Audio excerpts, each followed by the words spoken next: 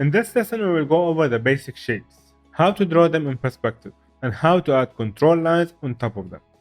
We start off with the cube. We have drawn this so many times, it should be easy to do by now. To draw it in one point perspective, we simply draw a rectangle and then extend it to one of the vanishing points. We then decide the depth of the box and draw another rectangle limited by the perspective lines.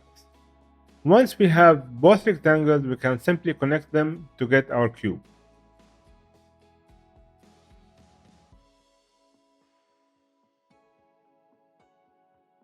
For a 2-point perspective box, we start with an edge, connect it to both vanishing points, decide the width of the box from one side, and then extend a line horizontally to the other perspective line to get an equal sized cube. Once we get two faces of the box, we extend the new edges toward the opposite vanishing points to get the back side of the box. Finally, we draw the last edge in between the crossing lines to get the cube. Let's now draw a pyramid inside of this box. To do so, we can use the base of the box as a base for the pyramid. To get the top point of the pyramid, we simply find the center of the top face by connecting between the corners. And that will be the top of the pyramid. Now we can connect between the top point and the corners of the base face. And we get our 4-sided pyramid inside of the box.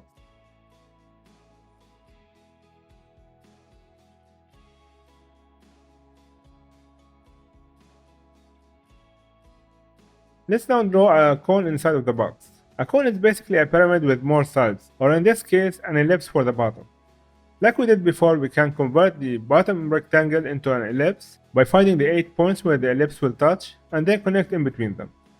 Or we can just use the marquee tool to draw a more accurate ellipse passing through these points.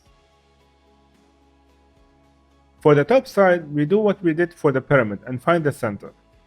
From it, we can connect it to the widest parts of the ellipse from both sides, which will basically be the major axis of the bottom ellipse.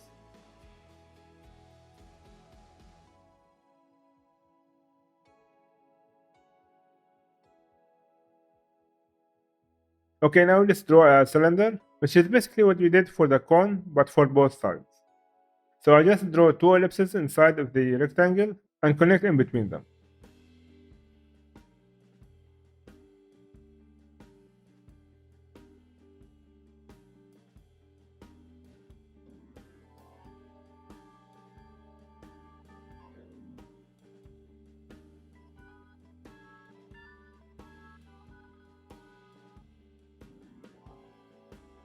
And that's our cylinder. Let's now draw something more exotic, like an octahedron or simply a diamond. An octahedron is basically 2 pyramids on top of each other, with the base of both of them being in the center. So to do that, we need to find the center of at least 2 faces of the box to find the middle base for the diamond, and then the top and bottom faces to find the center for the pyramids. Once we have that, we draw the middle base for the pyramid and then connect it from both sides to the center points on top and bottom plane. And that's our octahedron done. We are building our library bit by bit with these objects, which is very important since drawing more complex objects will depend mostly on a variation and modification of these basic shapes. It will always go back to drawing these basic shapes in different positions and situations to build more complex objects. Let's now fill a sheet with 1-point perspective objects all around, starting with a box.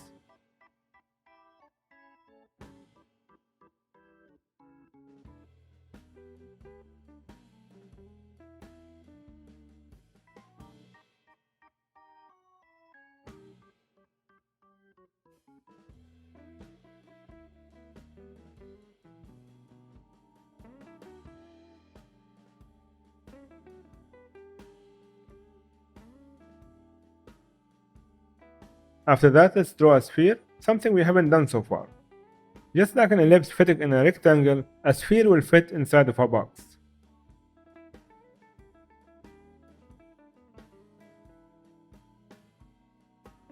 A sphere is basically 3 different ellipses with one center, and the outer edge of the sphere will be the connection between all 3 of them. It won't look like a sphere in a 2D art, it will only look spherical with values added on top, which we will do later.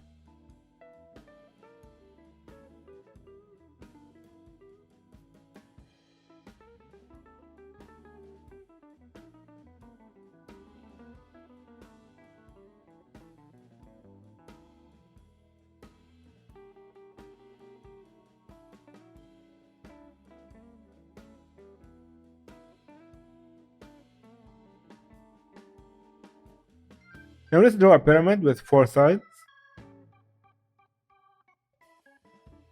To find the top point here, we have to find the center for the bottom face and then extend the line to the top point. We can then decide how long the pyramid will be and then connect the rest of the bottom plane to that point. Now we draw a cone with a circular base, the same concept as the pyramid but with an ellipse for the bottom.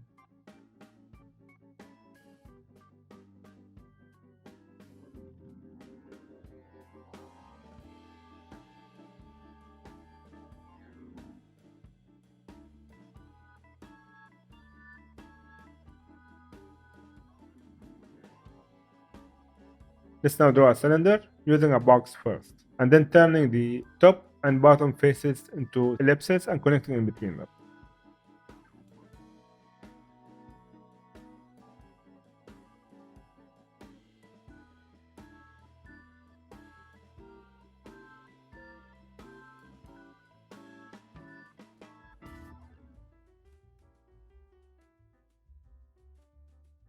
Let's draw another exotic shape, like a hexagonal prism, which is basically a hexagon shape extruded in perspective.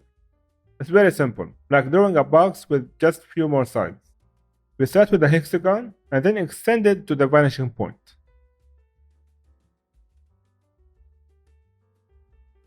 We then decide the width we want the hexagon to be and draw the back of it.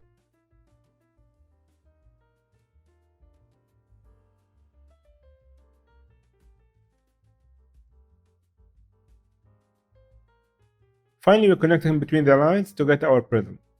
We can draw the same prism but on the other side, starting with the hexagon on top instead on the side. To draw the hexagon, we can start with the normal rectangle and then decide the center of the rectangle and extend a line on both sides.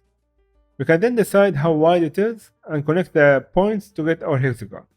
We extend all the points of the hexagon down to get our volume. Now we can find the height of the prism by drawing the straight edge down. But how do we replicate the angle on the other side? Simple, we extend the top edge all the way to the horizon line. This new point will be our vanishing point for that edge. From it, we can extend a line back to the bottom edge to draw it correctly in perspective. We can do the same for the rest of the edges, connecting them back to their adjacent vanishing points. This won't change the one-point perspective we draw in, because different angles have different vanishing points. And we will talk about this later. Once we have the main volume of the prism, we can now find the back edges doing the same process, extending the back angles to the horizon line and back to the prism. We connect the lines in the back toward the last edge, and we are done. Now let's just add some final line weight and some values to match the other objects.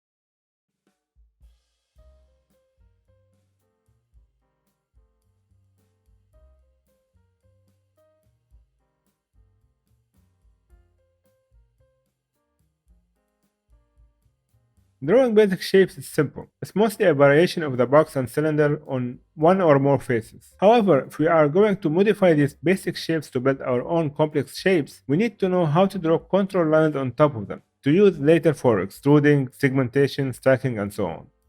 Now, what are control lines? Control lines are guidelines we can draw on top of these objects to divide or segment our object to modify them later on. These lines include center points and lines, diagonals, cross sections, and form lines. So let's see how we can add these lines to our basic shapes, starting as always with the box. Center lines, or the axis of the object, are lines going through the central points of two opposite faces. To find these central points, we simply just draw diagonals from opposite corners to find their location. So here I'm crossing between all corners for each face to find all the central points on all sides.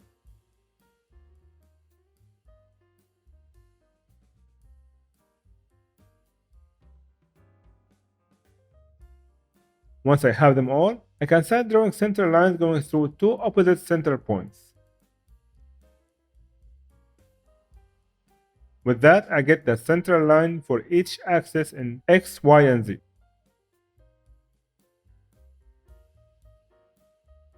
The central point of all these axes is the actual center of the whole box, and these 6 points are the central points of each face of the box. Now we have learned about the center lines and diagonals. Let's see how we can draw the uniform form lines around the box. Form lines are lines that wrap around the surface of the object. They can be organic, random, or uniform.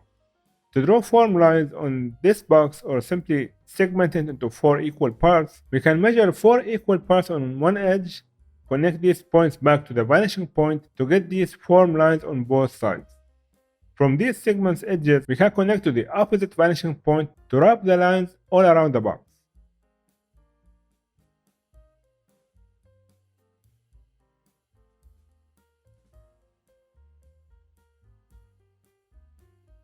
To segment the face vertically, we need to go back to what we learned in the measuring and division lesson and draw a horizontal line underneath the bottom edge.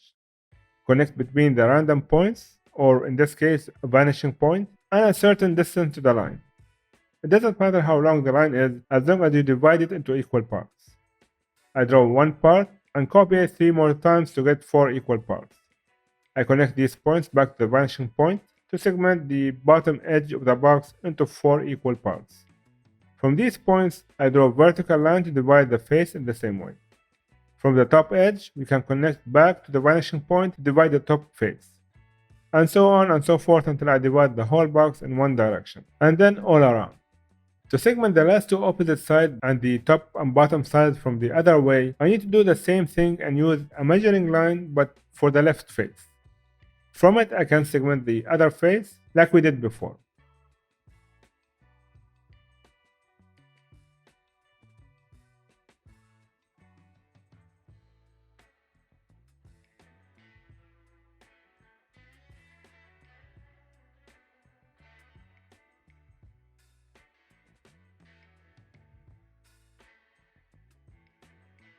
And here it is, a segmented box into 64 equal parts using form lines.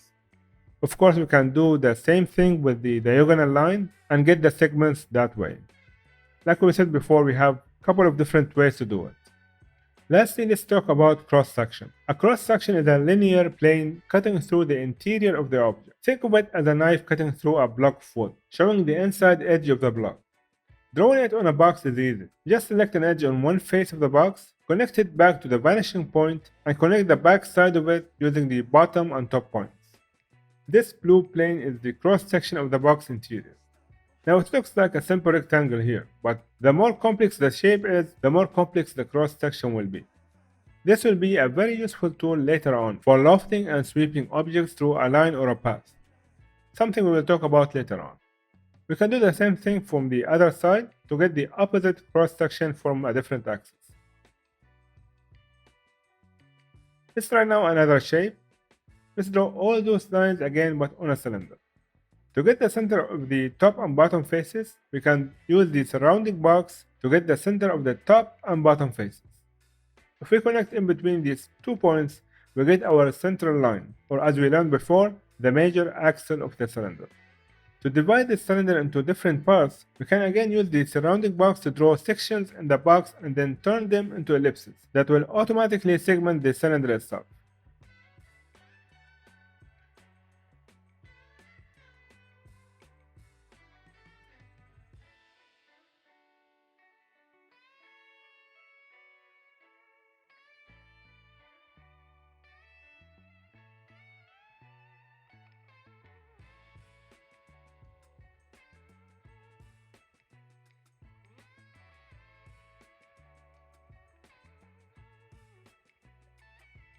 You can either do that in equal parts or randomly as you see here.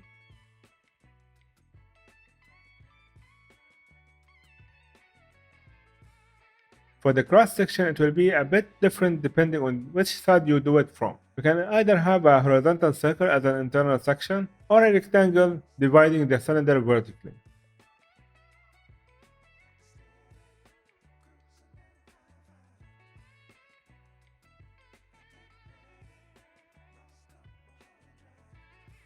So depending on which direction the cross-section plane will change with it.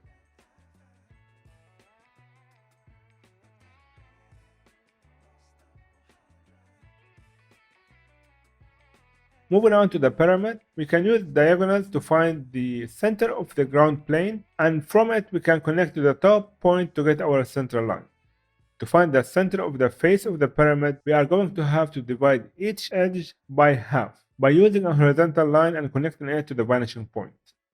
Then from the half point, we can connect it back to the vanishing point to get the midpoint of the bottom edge. From it, we can connect to the top point of the pyramid and split the face of the pyramid in half. To get the center of the other edge, we have to draw a vertical line this time, next to the right edge of the pyramid, and connect it to the other vanishing point or a random point on the horizon line. Half that line will be the point that we can connect back to the vanishing point and extend it to divide the edge to the right.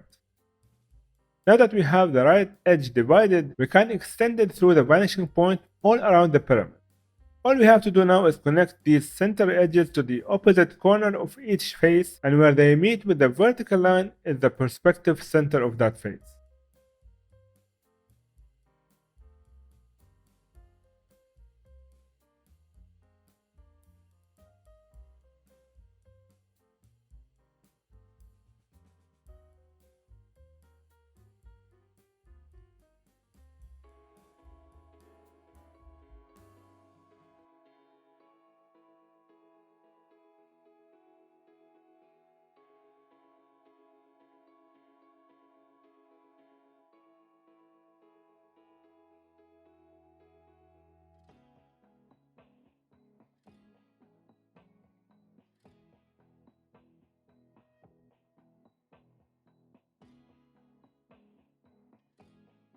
Now we can connect between each opposite face through their center to get our center line or the axis of the pyramid.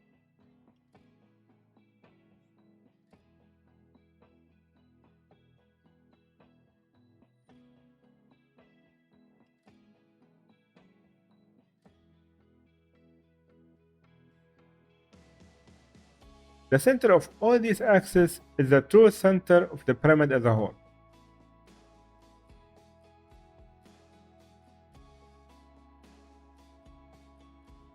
The cross sections of the pyramid is a triangular shape in both directions. No matter how you rotate it, it will always be the same triangle, especially if it is an equal-sided pyramid.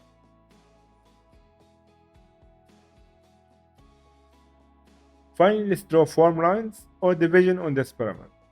We already learned how to divide the side edges of the pyramid, so let's draw a vertical line next to the right edge, connected to the top of the pyramid all the way to the vanishing point.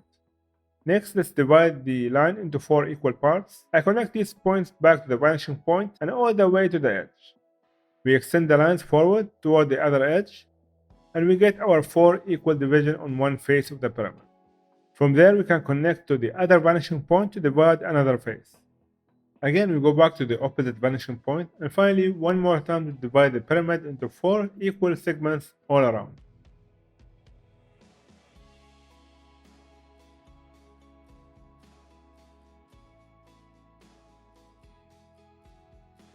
And this is how we draw equal form lines all around. And with that, we come to the end of this lesson. We draw basic shapes, and then we learned how to draw the center points, center lines, diagonals, cross sections, and form lines for 3 of them. You can go ahead and do more basic shapes and practice these lines on them as well. But in the next lesson, we are going to move on to modifying the basic shapes. This is where things get a bit interesting. We are going to learn about skewing shapes, extruding, beveling, chamfering, smoothing, subdivision, stacking, and finally referencing. We might take each one in a lesson of its own, or maybe a couple of them at once. But things are going to start getting more and more complicated from now on. So if you missed any lesson from before, please do go back and practice it until you are confident enough to move forward. And with that, let's wrap this lesson up and move on to the next one. And as always, if you like this lesson, feel free to leave a like.